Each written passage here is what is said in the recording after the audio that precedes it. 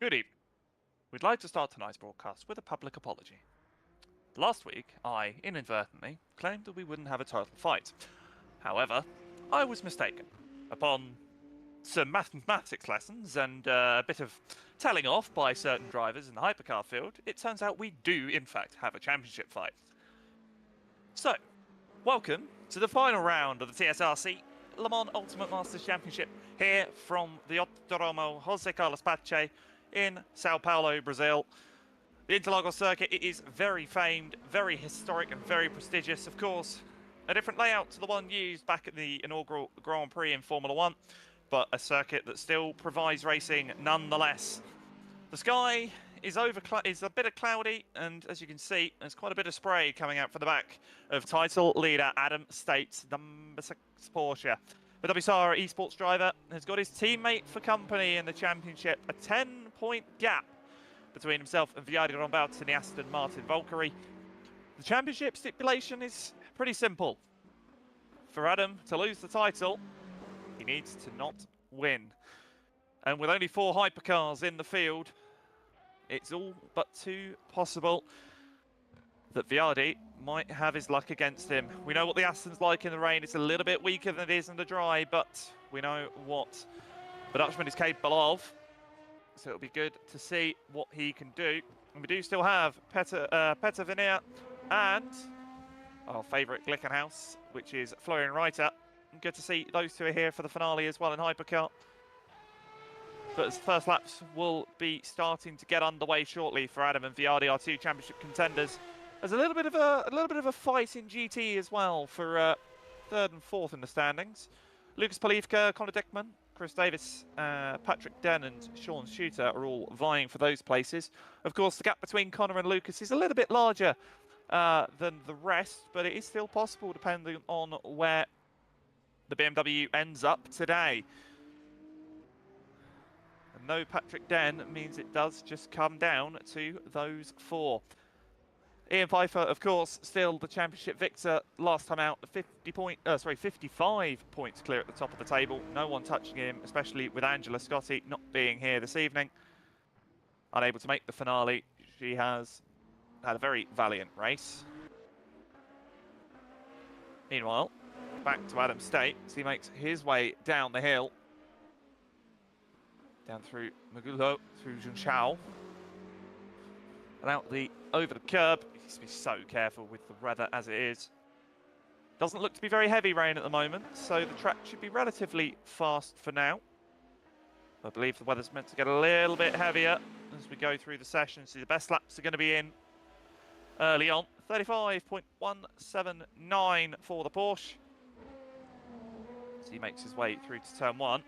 However, the Aston Martin looks to be going ever so slightly faster. Up the hill he goes. There's a bit of double boxes. Let's just turn 14. Now through turn 15 past the pit entry. Winds it as far to the right as possible. A 34.737. Half a second faster than his teammate. Currently looking at Ian Pfeiffer in the Mercedes. Only 2 Mercedes to be running tonight, I believe, unless... oh no! Unless Owen has managed to make it tonight. There was talk of him not being able to turn up.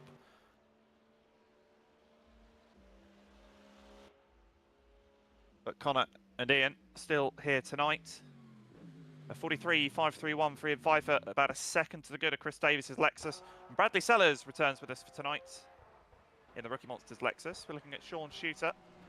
Hope to see that Porsche up the front again. We knew what it was able to do in Monza in the wet. We know that car is pretty strong in the slightly slippy conditions at the best of times anyway.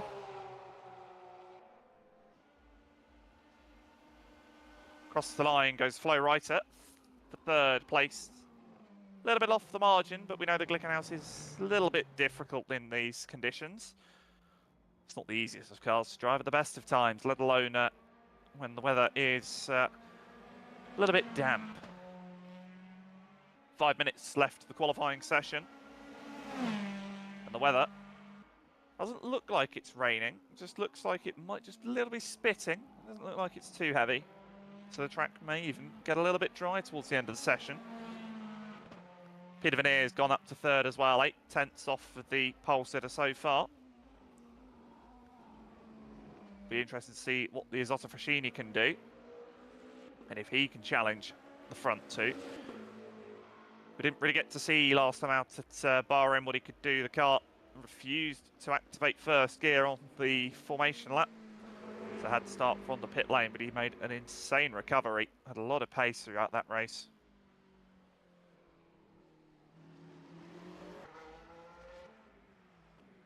Speaking of the Frenchman, as he makes his way through Pinarino. Very difficult middle sector in these cars when the weather's dry, let alone once the rain hits.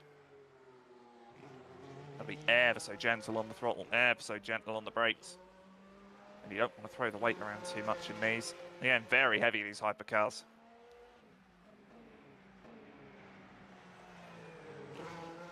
Through Conchal and out up through turn 13, the little kink that he's just gone through. Then rounds the hill through turn 14. This is where Mark Webber and Fernando Alonso had the horror shunt in Formula 1 in the early 2000s.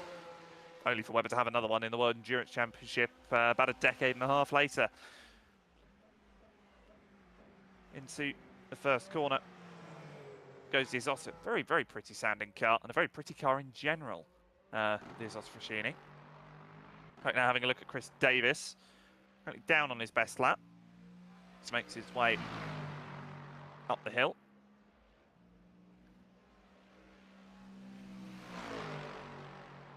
Connor Dickman up in fourth as well in the Mercedes, doing very, very well. Very nice to see for him. Never been one to have a sort of a higher end qualifying, but to be ahead of a lot of people that he normally would qualify behind, it's a good sight to see. Over the bumps as Paul Venter comes out of the very, very tight turn 12. It's not an easy corner to get right, especially as you're still getting the car settled as he hits the wall out of turn 14. It's so easy to get it wrong if you just get the weight transition ever so slightly too much. 1 minute 53.03. Be good for 8th. Ryan Walker, good to see Ryan back this week as well. Wasn't here the last time out, but one of the main Aston drivers that we are always ever so happy to see. And I believe the only Aston driver on the grid tonight. So what can he do? He's on an out lap. 2 minutes on the clock as he crosses timing strip into turn 1. The Aston ever so good on throttle and ever so good on acceleration. It seems to just really, really pull away. Meanwhile, back to the hypercar pole fight. Adam State is on what I believe is his final run. He's 3/10 down in the first sector. The Porsche not looking as strong as we would expect. And of course, if the race was to end as it is now, Viardi would be the champion. Of course, the race isn't won in qualifying as Adam gets very slidey through 6 and 7, abandons the lap, 1 minute and 10 on the clock. He's not going to have enough time for another lap. So as it stands, Viardi Rombouts is your pole sitter in hypercar. And he was not confident at all coming into this. He knew that he was going to be having it against him.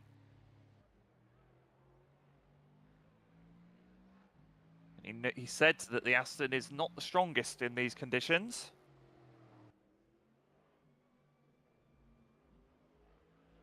But the track is a lot drier as well. GTs in the 43s, and the hypercars in the 34s, even 35s.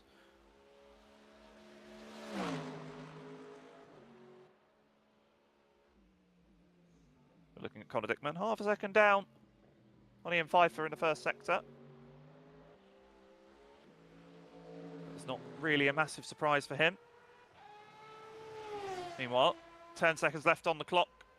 Viardi Rombouts is going to bail off his lap. He knows that Adam State has had to bail out as well. And very slidey up to the pit line. Here's Chris Davis gets his final lap in at the death. The clock strikes 0 just as he goes by. What can the man from Gloucestershire do in the very, very pouring rain? He may not be a Dr. Foster, but he is from Gloucester. So we'll see what he can do. Down towards turn 4. Half a second Ian has to the good through there. The Mercedes just ever so stable. Out of turn 5. Now the run up the hill to Ferradura, turn 6. And Gova de la Hinha, which is turn 7. Be so careful, even in a GT here, it's so easy to spin the car out.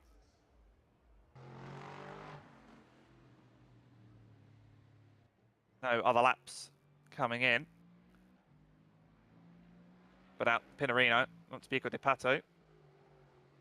Get the car turned in as tight as you can. Let it just run out to the outside curb and then keep it there for turn 11. Let the car run out. Down on the brakes to turn 12. And out of the final corner, up the hill. And it's the long run. Is it going to be an improvement? Is it going to be anything to shout about for Chris? And no, he's going to bail as well. I think that might just be over the 60 km in the pit lane there. But the checkered flag flies, and Viadi Rombouts is your pole sitter for the final round here at the Autódromo José Carlos Pache. Adam State will line up second, Peter Vanier third, and Florian Reiter fourth. That will round out your hypercars for today. And for GT, Ian Pfeiffer, another pole, and another potentially very nice, comfortable gap. Chris Davis will be second, Bradley Sellers third, Connor Dickman fourth, Lucas Belifka sixth. And drivers go to the grid for a race start. Sean Shooter seventh, Ryan Walker eighth, and Paul Venter ninth. And that rounds out the GT field. 4 hypercars and 9 GTs today. A little less than we would have hoped for the finale. But thankful for all of those for sticking around nonetheless. 45 minutes awaits the drivers.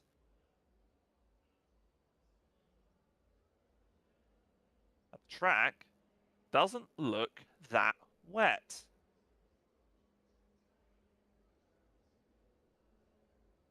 It's definitely raining.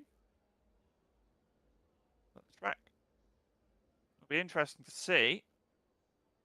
Of course, it's expected to clear up towards the end of the race in terms of the weather. So we'll see what it has in store.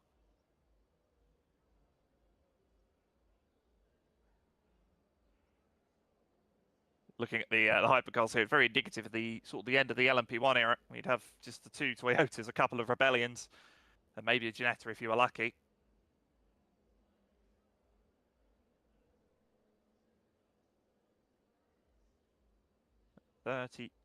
Just over 30 seconds.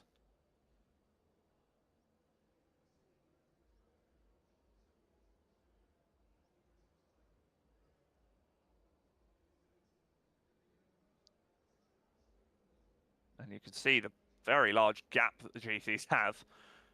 No chance of any GTs getting involved in lap 1 shenanigans with the hypercars.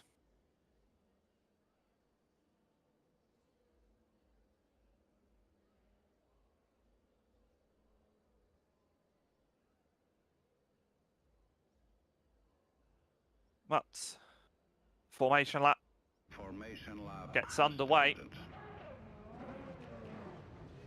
The Dutchman Viadi Romberts, he's done what he needed to do in the qualifying, and all he's got to do is keep hold of it for 45 minutes. Keep that car on the straight and narrow, on the black stuff.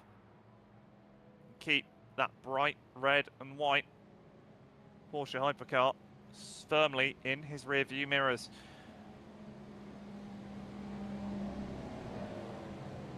Now, of course, for Adam, with the drop round, if he does finish 4th, he will gain that 3rd place back from last round, which may play in but we all know that he will need for Viardi to not be at the front of the field if that happens. Crawling their way up to the lights, staring, but never too long. As the lights will come on, Green flag. and the lights will go off, and Aston will struggle to get away. He's going to come straight across to try and cover his teammate on the interim.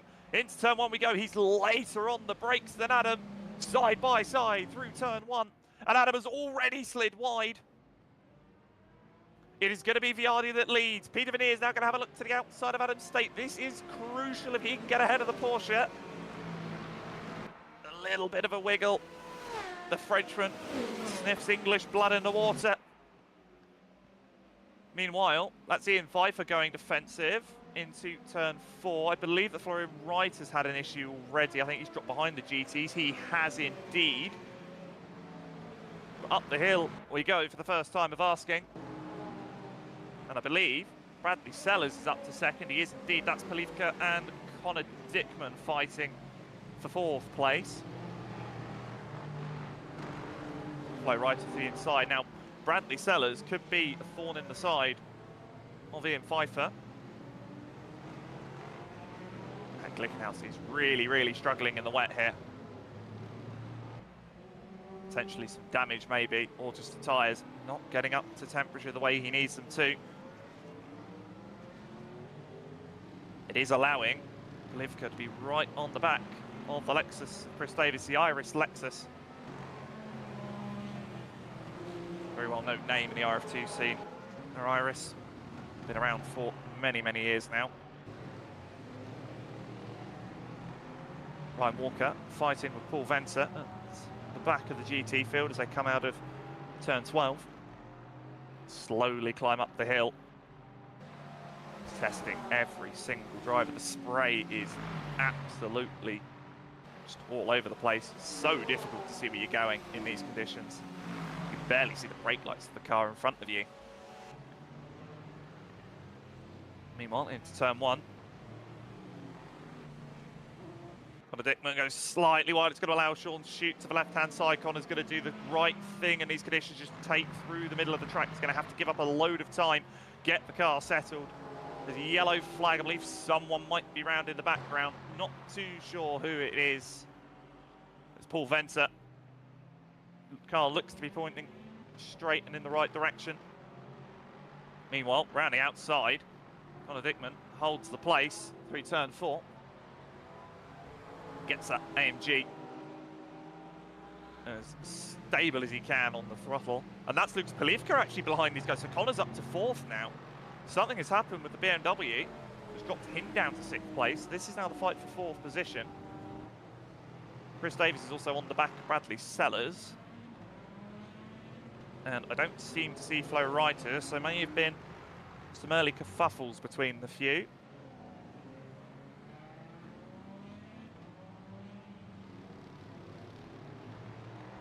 Currently no timing table. We'll get that sorted for you shortly. Unfortunately, the broadcast tool having some issues, as we always know. There we go. 3.5 seconds to the good is Viardi Ron Bouts. That Aston Martin has found some pace. Come down by about 2.5 seconds. But we all know what the Dutchman's capable of.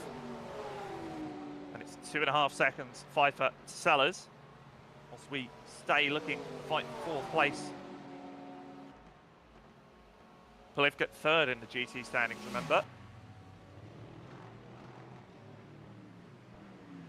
Into turn 1 we go. So difficult to get the braking and the turning right here in these conditions. The car just wants to push away from you. And you never feel that you're going slow enough. You always feel that you're ever so slightly too fast. But that Porsche is holding its own nicely. These conditions always favour it. Just gives it a little bit more in terms of traction, which is what it loves. Again, the rear engine right over the back axle.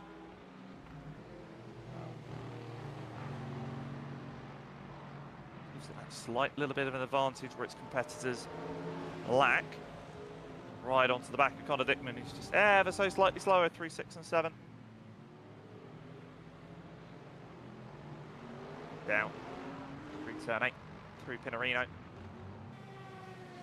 Porsche gets ever so close. You can get the drive out, you can look to make a move on the left or even on the right. Little bit of a jolt there. Sean, going to try and have a look. Not going to be done there. Down the hill. Adam State has cleared Peter Vanier by a good few seconds now as well. So it's going to be a case for the hypercars, and round goes the Porsche. Spins to the inside of the exit of turn 12. Gets it straight back on the racetrack. It does drop down to P7. Meanwhile, the fight for second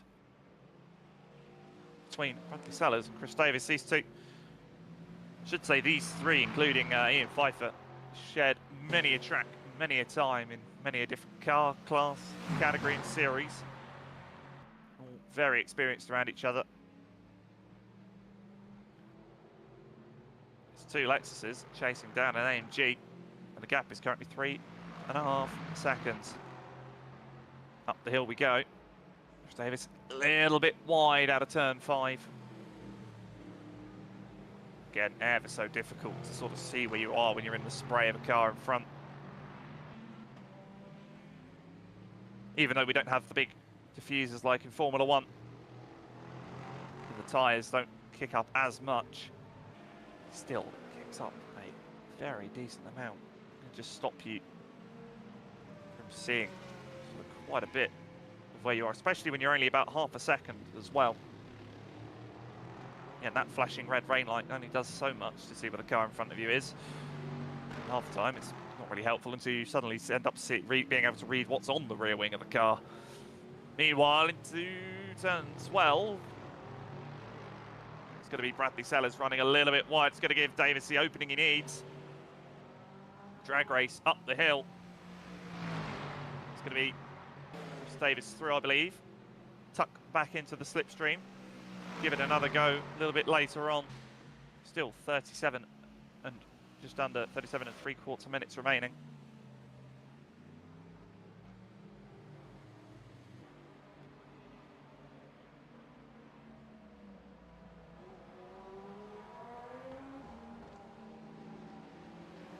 And another thing to take into account with the championship as well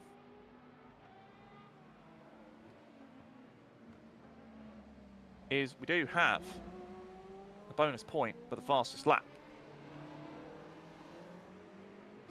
Now for Adam, if he can get that fastest lap, it will bring it to a tie-break. It will still mean that Viardi would take the title on countback because of 2 first-place finishes versus Adam's 1. But it would just make it a little bit less comfortable. And just, you know, it would just sort of send a message. Just say, look, you may have me, but we all know who is faster. Well, either way, that gap is 3 seconds. Adam can still see the spray of his teammate. And of course, we all know Adam is a strategy man. He'll most likely be doing all he can to save fuel. Try and save the fuel, save the tyres. My little strategy insights, I believe he actually thinks that he could do this without stopping if the weather stays intense enough and the pace stays low enough. Or sorry, the pace stays slow enough, rather.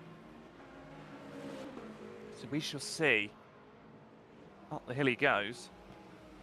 And this is going to be a race of strategy. We've got a yellow flag. I believe it's for GT that's gone round. It is. It's Paul Venter. And that is coming out of Biga de Pato. Now of turn 10. It's quite easy to do it there because you have quite a high load on the car and you put the throttle on. You just catch a little bit of water where you don't really want to. You know, just a puddle on the exit can loop the car very quickly. Again, the traction control can only hold so much power. before it will cut up the hill and towards turn 1. Of course, the famed Senna S is named after the late Ayrton Senna. Chicane he goes, or through the S he goes rather. And that's another thing drivers have to be aware of. If any drivers do decide to make a pit stop this race, or have to make a pit stop, they have to be very, very careful of the pit exit. We've seen in practice over the week, and even here today, that a few drivers have made a couple of little errors exiting pit lane. You know, taking a little bit too much speed through the right-hander, or just letting it run a little bit too wide through the left onto the onto the red Reposta.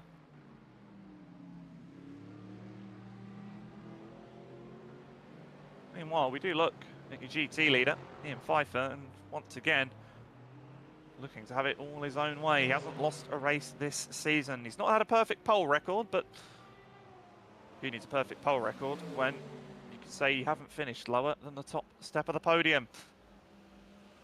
The AMG proving infallible. He looked like he was going to be running Porsche at the start of the season. The pre-season race, he ran the 992.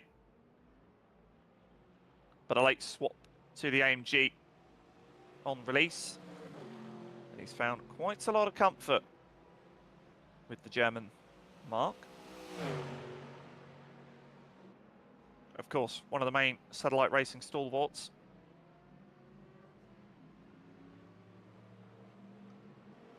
He makes his way out of turn 4 through 5. He can just drive to his own pace. Not got anyone near him. Now looking at Lucas Palifka, still in 5th.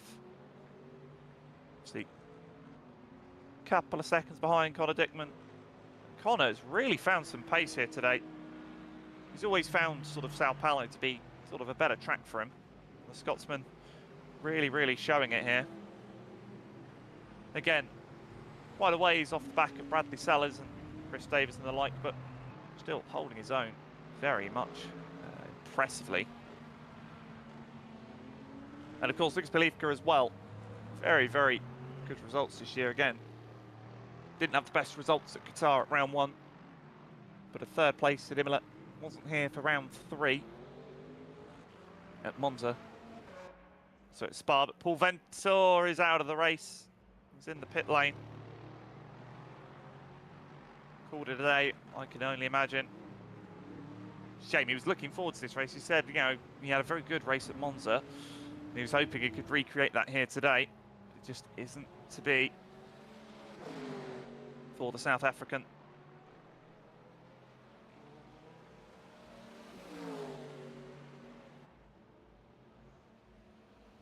Not had the best of seasons either. But the races he has done, he has had some very good finishes.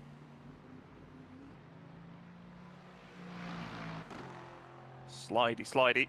Goes the AMG. And just to confirm as well, we don't have Owen Parker James with us. He was here in the, I believe he was here on the practice server and did set a couple laps, but not racing with us today. Of course, celebrating the birth of his newborn child, and obviously all of us sending our love to him and his partner.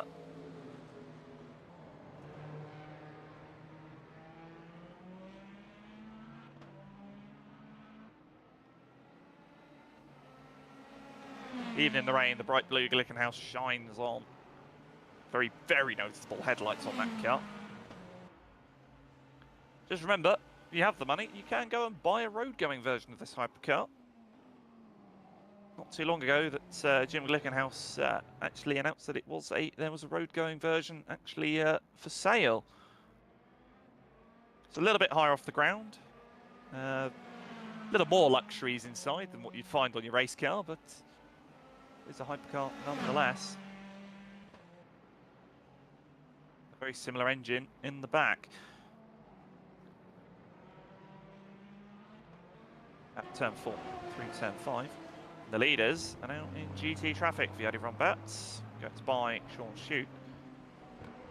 And Adam State is nowhere to be seen. It's 7.3 seconds And energy-wise, the idea on bounce is actually doing better. Interesting. 30 minutes in. Oh, sorry, 30 minutes to go. So we're only a quarter of an hour in. Already down to half a tank. I think these two are going hell for leather and are going to try and do it with a stop.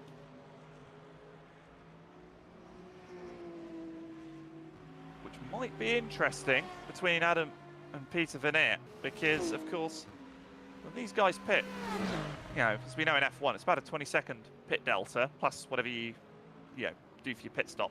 It'll be a little bit more than that. Peter's only 15 seconds back at the moment, and he's most likely fuel saving.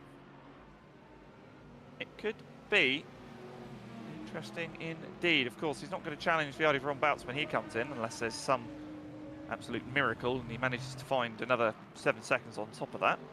But of course, we've seen weirder things happen. No, I apologise, sorry, I'm reading the tower completely wrong today. That is actually 15 seconds back to the leader, so he is very well within range. Could the little Isotta throw a spanner in the works for the Dutchman today? Looking back at Adam State, he makes his way now through Pinarino. Apologies, not Pinarino. Makes his way through Viga de Pato, rather. Down through Magulo. Still 7 seconds, and you can see the Aston Martin of Ryan Walker in front of him.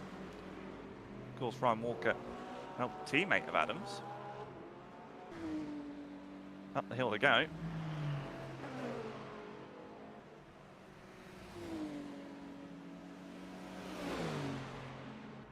Across the start-finish line. Now see Plivka's BMW not too far away. Chris Davis has gapped Bradley Sellers by quite a handful of seconds now. It seems that the Rookie Monster's Lexus just lacking a little bit of pace at the moment. BMW just goes ever so slightly wide. Plenty of tarmac though. So no harm, no foul. And Peter Vernier is into the pit lane with 28 minutes on the clock. It was a very, very short stop indeed.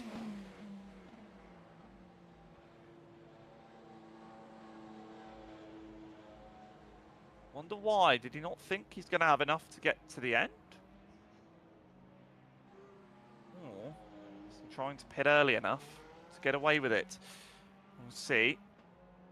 This is the first test. Can you get out of the pit lane without a crash? Yes, you can. It is a lot harder than it looks, I promise. Amount of times that even, a few seconds on the jacks can cool the tyres down. And you suddenly don't take off the pit limiter, head down the hill and suddenly end up in a blazing ball of barrier.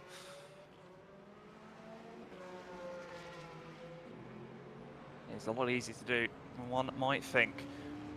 Looking at Ryan Walker now, P6. Not far off the back of the BMW of P5, so Ryan could be looking for a good result today.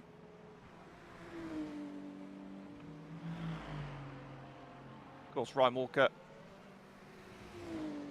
not had the best of seasons himself.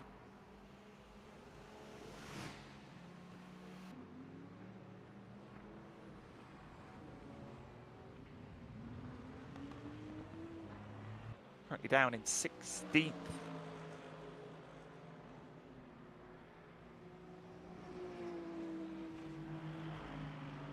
So any result here today is going to jump him nicely up the order.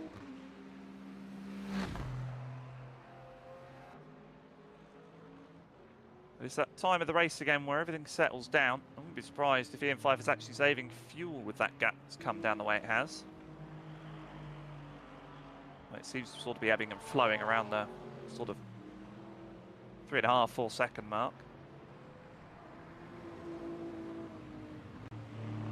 It's that sort of period of the race where there's not much going on.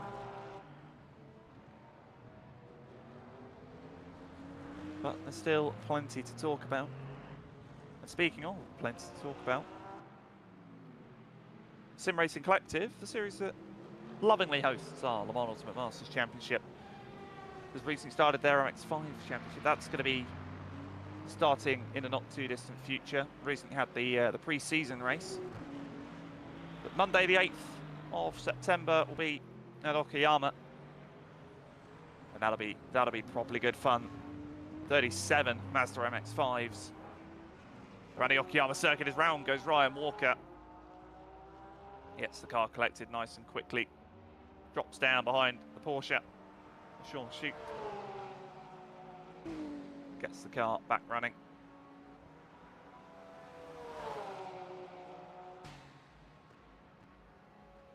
But back to what we were talking about. 37 Mazda MX-5s around Okayama. Couldn't ask for anything better. We've seen what the IMSA Mazda series has shown us with very, very close racing, and I wouldn't be expecting anything less from the drivers signed up for that. And of course, the ACC Season 19 Crossplay League is getting itself ready to be underway. That starts tomorrow night. That is GT4s.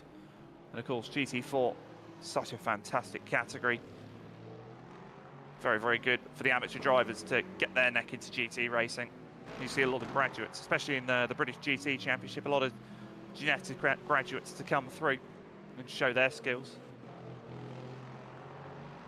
GT4 again, you've seen people like Sandy Mitchell who's come through, Johnny Adam,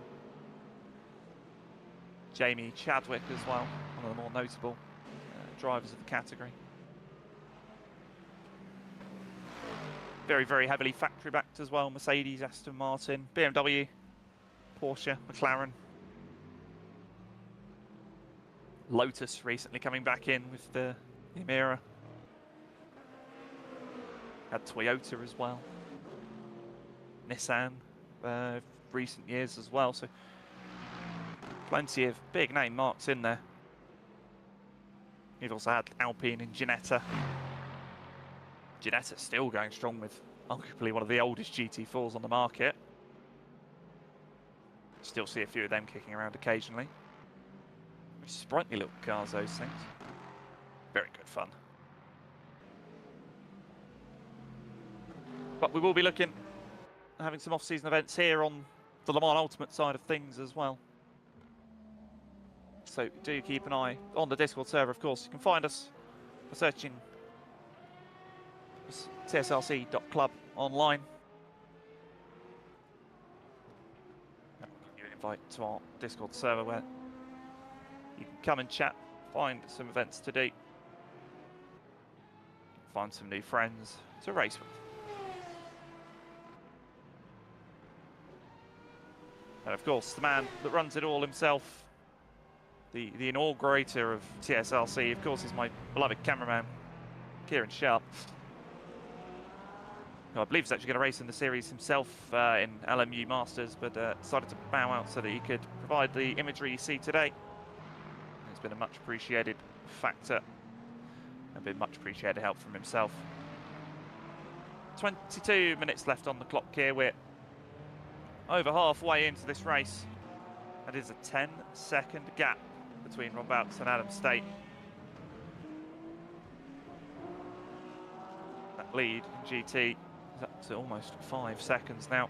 Looking at Florian Reiter, who's sat third, because of course he hasn't, I believe, come into the pit lane yet. Well, I believe he might have done actually, because he's about a minute behind the leaders now. No, he hasn't yet. He's still yet to pit, and Peter Venier's actually not that far in the background. So the Italian Isotta, the only car to have made a visit down the pit lane so far.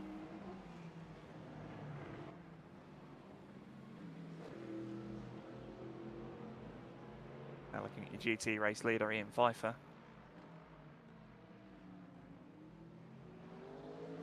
The man that has been absolutely untouchable in the races this season. Had an absolutely cracking fight the last time out at Bahrain with Chris Davis and Southall.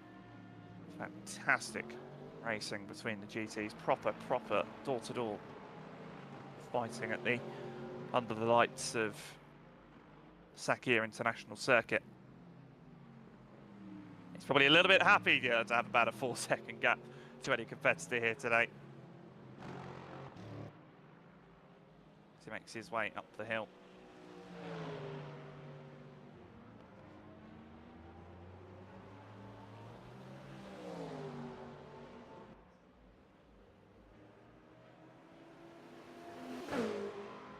interesting story of the race is Adam State, a man who was very, very confident coming into this race. But his teammate, who's obviously running the Aston Martin Valkyrie, being ever so lack of confidence. Was it a bluff? Was it just feigned confidence?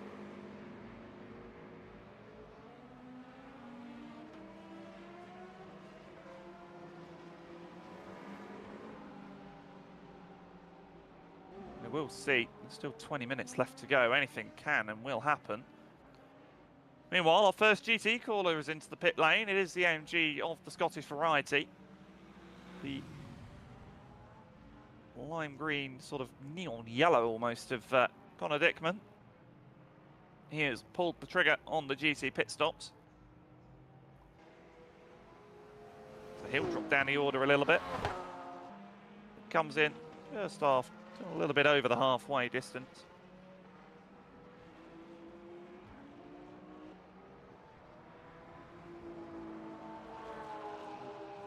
Out of turn 5.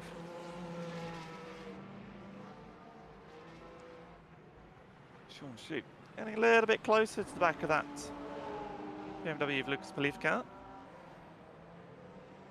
As they make their way into sector 2.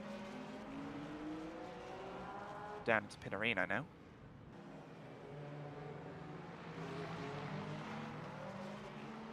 Such a small error can cost you so much here.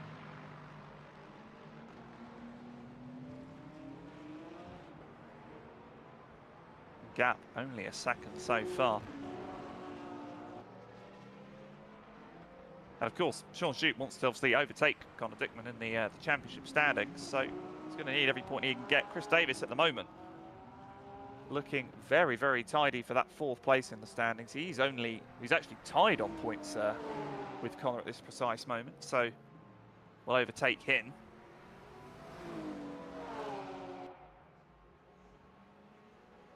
Sean will automatically take P6. Patrick Den isn't here for this round. Shame to see him missing the finale. He was having a very, very good season. And then a couple of DNFs, I think, just sort of shook his confidence. Someone's confidence that I think can only be building is Viardi Rombouts. He is absolutely flying out front.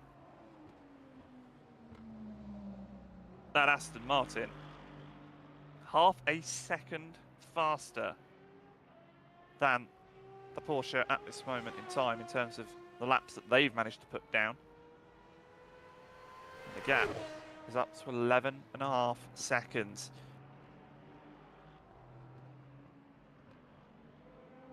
The Dutchman is absolutely flying. Out of turn 5 he goes. The Valkyrie screaming up the hill.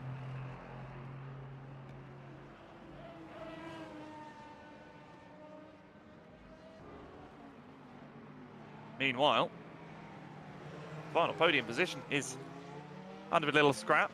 Of course, this is a Peter Veneer versus Florian Reiter. Surprise Flo isn't getting a nosebleed being up on the podium in the Glickenhaus. He's not had the best of results this season, but he's happy either way. Into turn 1. Veneer is so much more confident on the brakes in the Isotta. Oh, and Flo Reiter is in the pit lane. Is that a disconnect?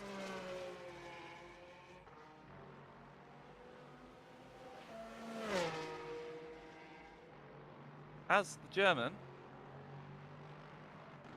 lost connection. He was running very, very well.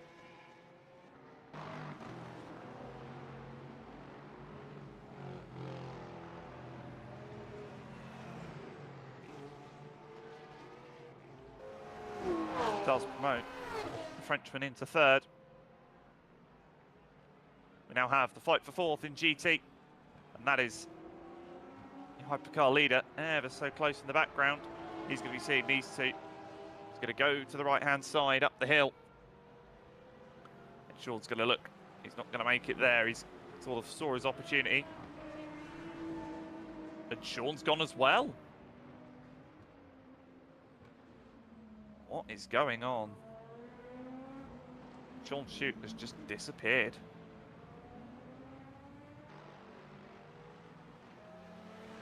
Meanwhile,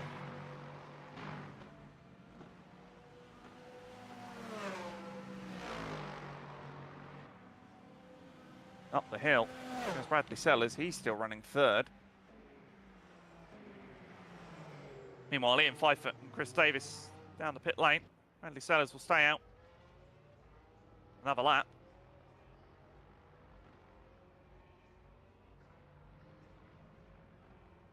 There is confirmation that Porsche is currently in the garage alongside the Glickenhaus of Florian Reiter. What has gone on?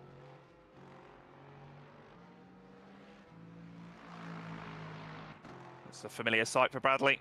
No one in front of him, no one behind him. In a world of his own.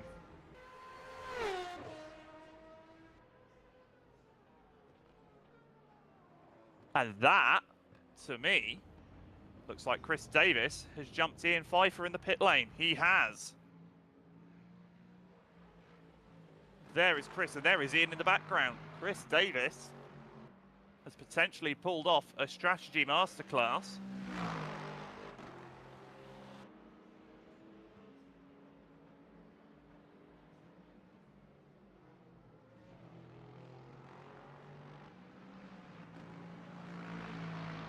Turn 5 and up the hill. Are we going to see Bradley Sellers in this lap potentially? The leaders do like to usually sort of stick together. But it's not going to go all Ian Pfeiffer's way today. He's going to have to fight for it if he wants to take the victory here.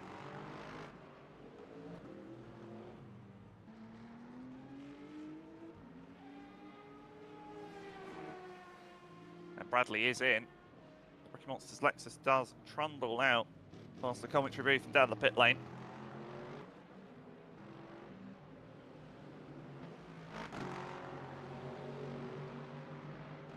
The question will be, where does that Rocky Monster's car come out? Because he wasn't that many seconds behind Davis when Chris came in. Meanwhile, Viardi Rombouts is in the pit lane. Adam State will stay out.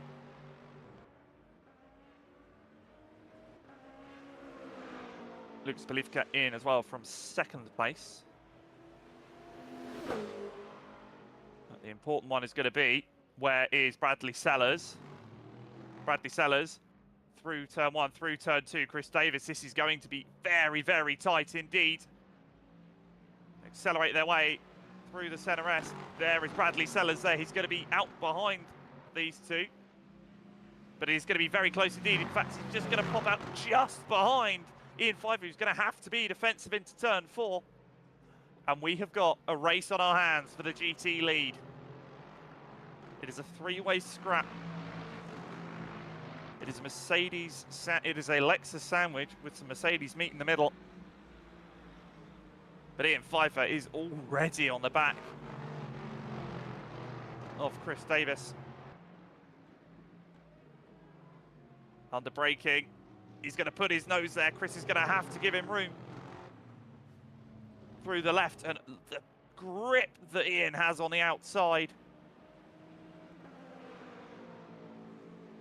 But Chris is going to fight back. He's going to try and stick his nose in there. He's just not going to have the grip. Pfeiffer back to the lead. Is there anything that can be done? Or is he just going to pull away like he did at the start of this race?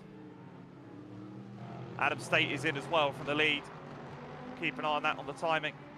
We do have a beautiful fight for the lead in GT.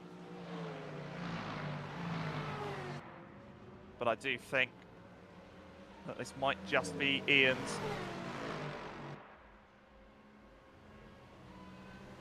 Through goes Viardi Rombouts. And he takes back the lead. Adam State has only just got rolling. He's got 10 minutes to make up what is going to be around a 10-second gap. Is the second lap possible? We've seen him do it before. It's going to be ever so close and ever so tight. He's going to have traffic in the way as well. Adam is a very, very quick man, but I think this might just be a little bit too much of a challenge even for him.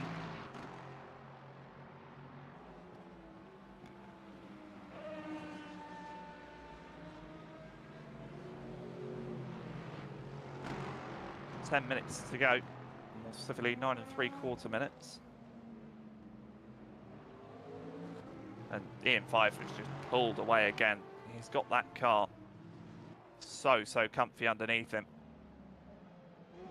But Bradley Sellers wants that second place.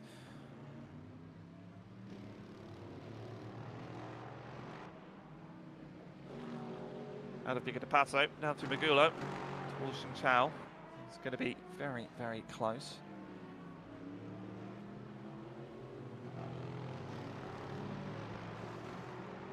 And just word from the media pen. Game crash for Flo. The Glickenhaus out with a game crash, unfortunately for him.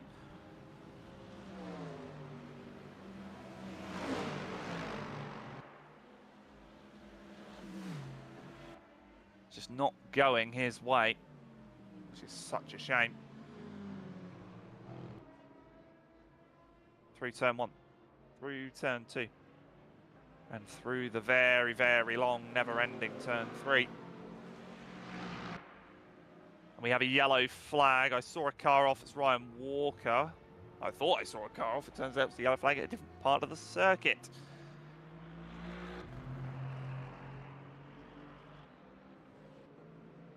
Of course, Ryan doing the commentary for the Mazdas. Fantastic voice, a fantastic base of knowledge. He's not having the best of rounds here today, which is a shame to see. We know he's quick, we know he's capable. 8 minutes to go.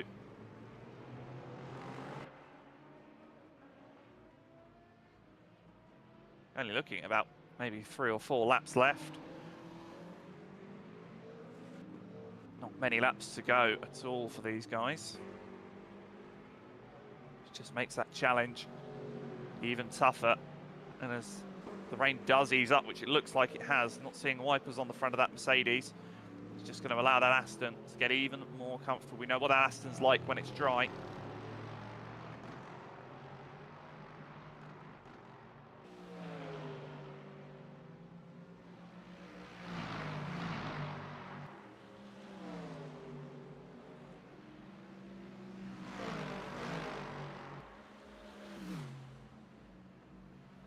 Up the hill they go. Towards turn 1. Heavy on the brakes. Such a heavy braking zone, and you try and brake as late as you dare in the GTs, because of course you do have the assistance of the ABS, so you can really lean on the brakes. Those front brakes do go through a lot of torture. Meanwhile, Connor Dickman is back up to 4th. Luke Spalivka down to 5th.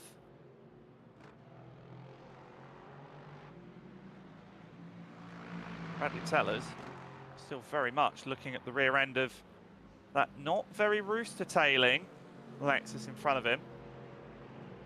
Track is getting drier. There's a dry line forming.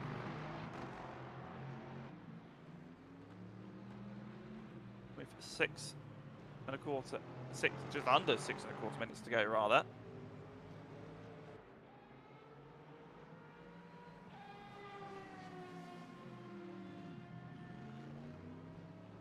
Bradley is doing everything he can. He's trying to make himself as big as possible in the mirrors of that Iris Lexus. And Lucas Polivka is out as well.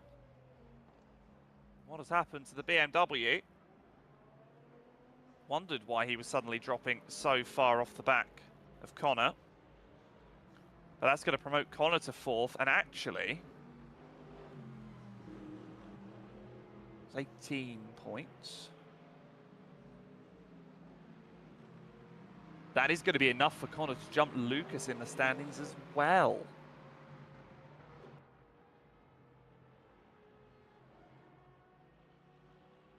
I believe. No, apologies, going to be singular points off. But maths wasn't my strong point, okay? It's so unfortunate. And Lucas's game gone as well. It is survival. It is just a race of attrition here today.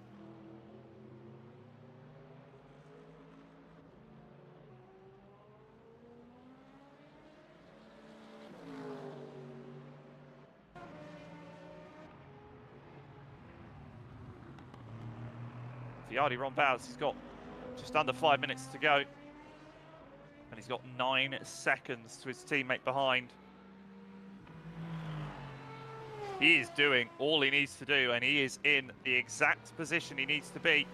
To the inside, gets it done through past Ryan Walker.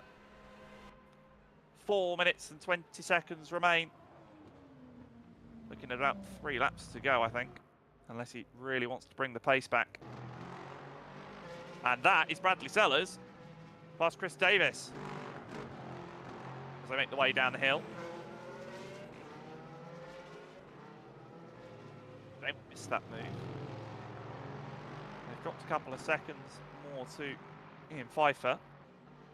So I wonder if there was a little bit of argy-bargy push and shove. No love lost between the pair of them, I can only imagine.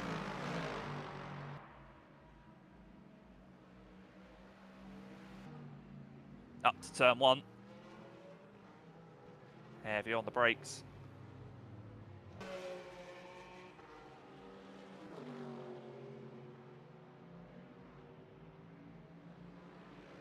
Not going to get it closed up there. Bradley just looks to pull a little bit more on the Iris. But of course, the inter-team rivalry between Rookie Monsters and Iris goes back a long, long way.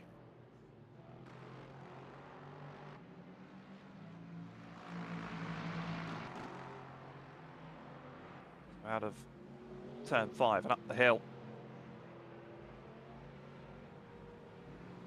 A little bit wider through there for Bradley, but it seems to just help him settle the car. There's definitely no rooster tails. It's not going to be enough for dries, but the track's effectively going to be that way.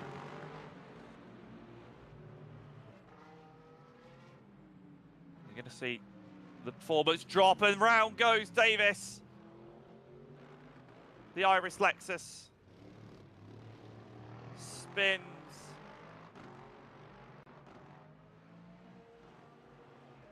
As he makes his way through Pinarino.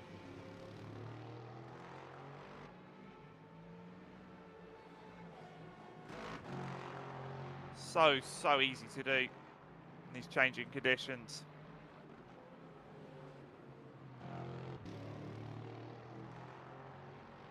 Bradley can breathe easy, and there's 2 minutes left on the clock. Viardi Rombouts is going to be breathing a sigh of relief. He's got over 9 seconds of a gap to his teammate. He knows all he has to do now is bring that car home.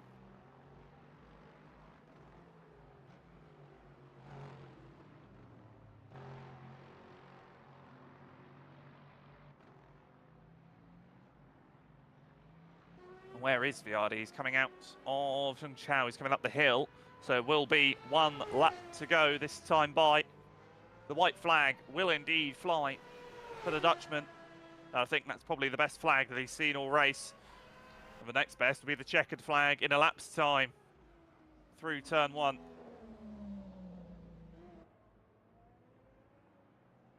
Came into this race with a 10-point gap to his teammate, who had had a near flawless run of podiums. He's not finished the race off the podium, as Adam state. And he's not going to finish off the podium here either. But for Viardi Rombouts, he is absolutely flying. The Aston Martin Valkyrie. A new car to the World Endurance Championship, a new car to Le Mans Ultimate. And it has taken the fight to Porsche, to Penske, as he makes his way through turn 8 now, through Pinarino. And accelerates to Bico de Pato, which is turn 10. He knows he just needs to take it ever so gently. through Magulo. Down towards Junshao. Hits the brakes.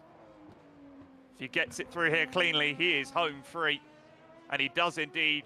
The Aston sings. It sings the praises. It sings the glory. And it's going to be a championship. It's going to be a victory. Viardi Rombouts, the Flying Dutchman, will take victory at Sao Paulo, and with it the championship.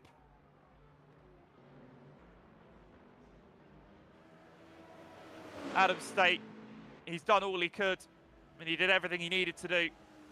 It's just not good enough here today. Across the line. It's a WSR Esports 1 and 2. But I'm sure not in the order that Adam would have liked it. The pace just not there today compared to his teammate.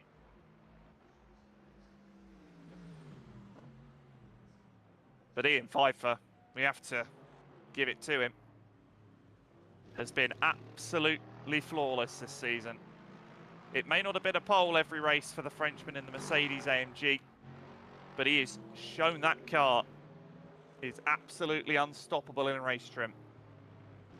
He's going to come home and take the victory and finish off an absolutely flawless top step of the podium every single race season. Absolutely unstoppable.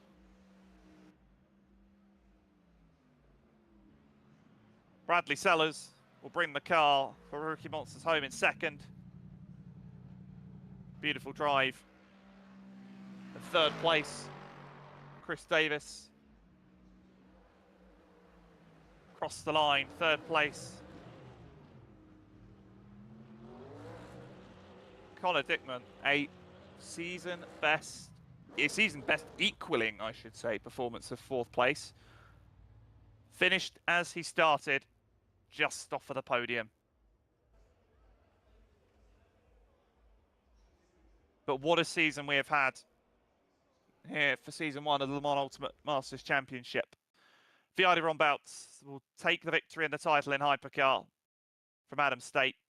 Peter Vernier will finish third, the last of the hypercar finishes, and a podium for the Frenchman. Ian Pfeiffer, your GT champion, pretty much just won this one for the bragging rights, really. A flawless, unstoppable season. Bradley Sellers second, Chris Davis third, Connor Dickman, a season best equaling performance of fourth. Ryan Walker fifth, Lucas Palivka and Sean Shute. Paul Venter, your DNFs from the season, from this race in the GT category. And of course, Florian Reiter, not finishing in the hypercar category himself. But it has been a very good first season, and it has been a very action-packed first season. The title to the flag. And all I can say is thank you all for joining us for our first season. There'll be more to come. But for myself, Alex Skinner, and my beautiful broadcaster, Kieran Sharp, it is goodbye for now.